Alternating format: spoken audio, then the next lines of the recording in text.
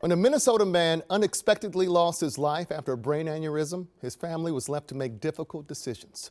But as Raya Katene reports, with the help of the Vikings World Order, this Burnsville family managed to give their loved one a goodbye unlike any other.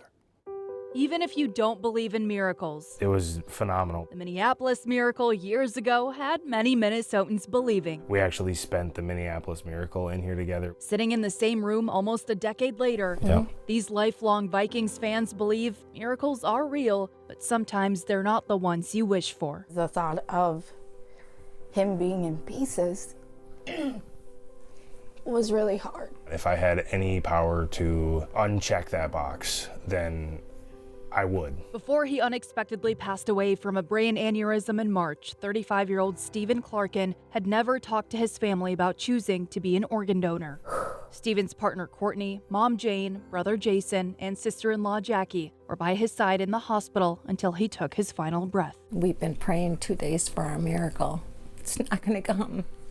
Let's make other miracles happen. Steven's organs, including his kidneys and liver, saved the lives of a 66, 55, and 31-year-old, and A 6-year-old little girl received his heart valves. a partial heart transplant, an operation so rare only about 70 have been done across the country. Steven is a special story to tell. Jason Villar is with LifeSource, the organization that helped the Clarkins navigate Steven's decision to save others, including a 6-year-old child. It's a very new and novel procedure that only a handful of pediatric heart programs across the country are moving forward with. You know, he was a dad, so he would have wanted that. Steven and Courtney's 2 little girls are already Vikings fans just like their dad, a love for the purple and gold Steven inherited from his own dad, Jeff, who also passed away a couple of years ago. Steven's brain aneurysm actually happened on Jeff's birthday this year.